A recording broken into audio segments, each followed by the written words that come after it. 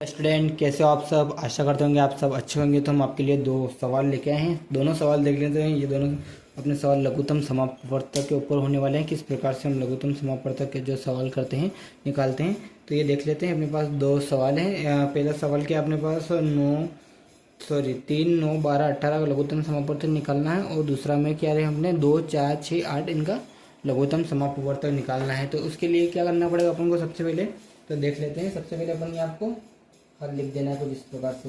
ये आपको हर सवाल में लिखना ज़रूरी है, तो आप ध्यान रखें। प्लस आपको क्या करना पड़ेगा, इस प्रकार से लाइन खींच लेनी है ना। और एक आड़ी लाइन और एक सीधी लाइन, एक हॉरिजॉन्टल और एक वर्टिकल, दोनों लाइनें खींच लेनी है। यहाँ पे आपको ये संख्याएं लिख देनी है 3, 9, 12 और 18।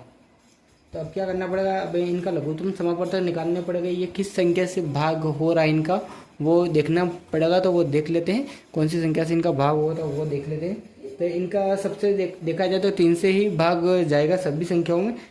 3, 9, 12, 18 इनमें 3 का ही जाएगा। तो देख लेते हैं यहाँ पे 3 लगाकर, 3 एकम 3 और 3 तिरिया 9, 3 चौके 12 और 3 नम 18,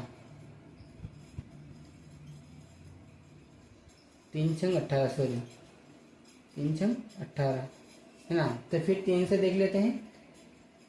ये एक ऐसा कैसे नीचे आ जाएगा, 3 एकम 3 और 4 में नहीं जाएगा, तो 4 यहाँ पे ऐसा कैसे लिख लेंगे। और 6 है तो 3 दूना 6 है ना। अब क्या करना पड़ेगा यहाँ पे, फिर इस प्रकार से लाइन खींच लेंगे। अब 3 से तो जाएगा नहीं, अब यहाँ पे 2 से दे देते हैं इसका भाव। ये एक ऐसा ही आएगा। वो 2 दूना 4 और 2 एकम 2, फिर 2 से जाएगा। ये एक ऐसा कैसे आ जाएगा, फिर एक ऐसा कैसे आ जाएगा, 2 बचा तो 2 एकम 2 और ये एक ऐसा कैसे आ जाएगा। यानी कि जो अपना ये सवाल है ये सोल्व लगभग आधा ऊपर हो चुका है। अब क्या करना पड़ेगा अपन को, यहाँ पे लघुत्तम समापवर्तक लिखकर बराबर, अब ये इनका अपन को मल्टीप्लाई गुणा कर लेना है ना। 3 गुणित 3 गुणित 2 गुणित 2।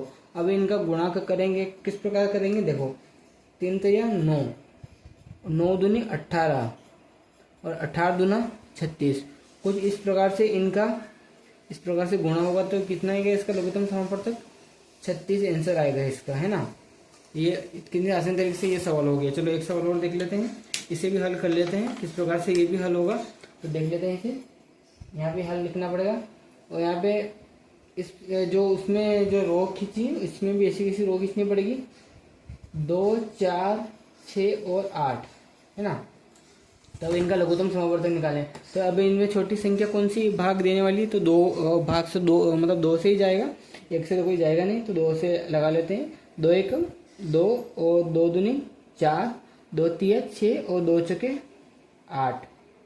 अब फिर एक लाइन में खींच लेनी, फिर 2 से ही जाएगा क्योंकि 2 संख्या भी हैं और 4 भी यहाँ पे, तो इससे 2 से ही जाएगा।